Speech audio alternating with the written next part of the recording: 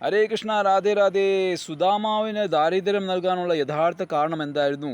ഇതായിരുന്നു നമ്മുടെ ചർച്ചാ വിഷയം. നമ്മൾ കഴിഞ്ഞ വീഡിയോയിൽ കണ്ടു, അവൽ പൊതി ഒളിപ്പിച്ച് ഭഗവാന് കൊടുക്കാതെ കഴിച്ചുകൊണ്ടല്ലായിരുന്നു. അതങ്ങനത്തെ ഒരു കാര്യം നമ്മളുടെ പുരാണത്തിൽ എവിടെയും പറയുന്നില്ല. അങ്ങനത്തെ ഒരു സംഭവം നടന്നിട്ടേ ഇല്ല. അതൊരു വെറും ഒരു കെട്ടുകഥയാണെന്ന് നമ്മൾ കഴിഞ്ഞ വീഡിയോയിൽ മനസ്സിലാക്കി. അപ്പം സുദാമാവിന് ദാരിദ്ര്യം ഉണ്ടാകാനുള്ള യഥാർത്ഥ കാരണം എന്തായിരുന്നു?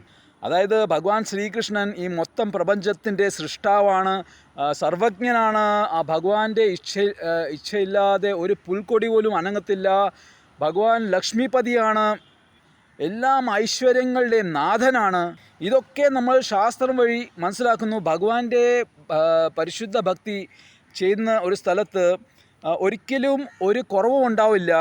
ശ്രീനാരായണൻ, അതായത് കൃഷ്ണൻ ഉള്ളിടത്ത് ലക്ഷ്മി ദേവി സ്വാഭാവികമായിട്ടുണ്ടാവും. ആവശ്യത്തിനുള്ള ധനവും ഐശ്വര്യങ്ങളൊക്കെ സ്വാഭാവികമായിട്ടും ഉണ്ടാവും. അപ്പോൾ പിന്നെ ഭഗവാന്റെ ഏറ്റവും അടുപ്പമുള്ള ഒരു സുഹൃത്ത്, ചെറുപ്പം മുതലേ ഒരുമിച്ച് പഠിച്ച് വളർന്ന് അങ്ങനത്തെ ഒരു ഭഗവാന്റെ പരിശുദ്ധ ഭക്തനുമായ സുദാമാവിന് ദാരിദ്ര്യവും കഷ്ടപ്പാടും ഒക്കെ ഉണ്ടാകാനുള്ള കാരണം എന്തായിരുന്നു? അപ്പോൾ ഈ കാര്യം ആചാര്യന്മാർ പറയുന്നതാണ്.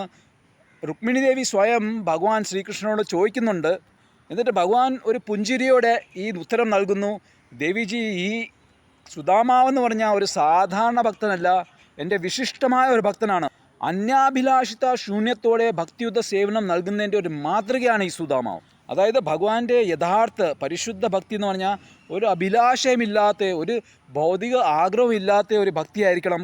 എന്നിട്ട് അത് അചഞ്ചലമായിരിക്കണം. ഏതൊരവസ്ഥയിലും അതേപോലത്തെ ഭക്തിയുദ്ധം, ആ ഭക്തിയിലൊരു ച്യുതിയും ഉണ്ടാവാതെ അതേ നിലയിൽ നിൽക്കണം. അപ്പോൾ അതിൻ്റെ ഒരു മാതൃകയാണ് ഈ സുദാമാവ് എന്ന് ഭഗവാൻ രുക്മിണി ദേവിയോട് പറയുവാണ്. എന്നിട്ട് ഈ സുദാമാവിൻ്റെ ഭക്തിയുടെ ആ മഹിമ ഇത് ഈ ലോകം മൊത്തം അറിയണം. സമയത്തിൻ്റെ അവസാനം വരെ ആ ഭക്തിയുടെ കീർത്തി, സുദാമാവിൻ്റെ കീർത്തി ആൾക്കാർ ചൊല്ലണം. അത് എൻ്റെ ആഗ്രഹമാണെന്ന് ഭഗവാൻ പറയുന്നു. അതുകൊണ്ട് തന്നെ ഭാഗവതത്തിൻ്റെ ഒരു ഭാഗമായി മാറി സുദാമാവിൻ്റെ കഥ.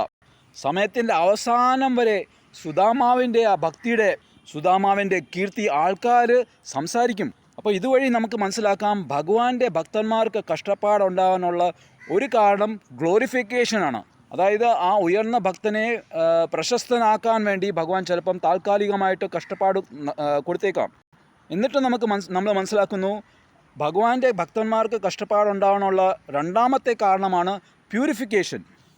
അതായത് ഭഗവാൻ ഇഷ്ടമുള്ള ഒരു ഭക്തനെ ശുദ്ധീകരിക്കാൻ വേണ്ടി ഭഗവാൻ ചിലപ്പം കുറച്ച് കഷ്ടപ്പാട് ആ ഭക്തന് നൽകിയേക്കും.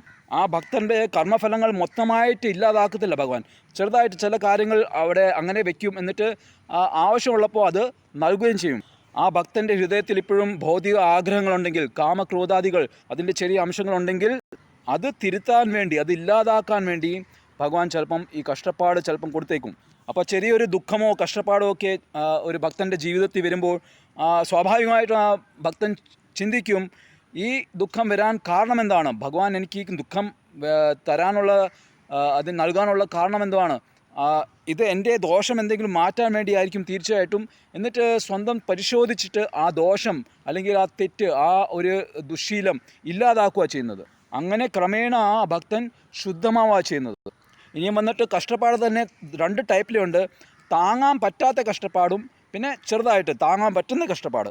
ഒരിക്കലും ഭഗവാന്റെ സാധാരണ ഭക്തന്മാർക്ക് ഭഗവാൻ താങ്ങാൻ പറ്റാത്ത കഷ്ടപ്പാടൊന്നും നൽകാറില്ല. പക്ഷേ സുദാമാവും പാണ്ഡവന്മാരുടെ കൂട്ട് ഭഗവാന്റെ നിത്യ പാർഷദന്മാർക്ക് അല്ലെങ്കിൽ ഭഗവാന്റെ ഉയർന്ന ഭക്തന്മാർക്ക് ചിലപ്പം മറ്റുള്ളവർക്ക് പാഠം നൽകാൻ വേണ്ടി ഇങ്ങനെ കഷ്ടപ്പാട് നൽകിയേക്കാം. ഹരേ കൃഷ്ണ, രാധേ രാധേ.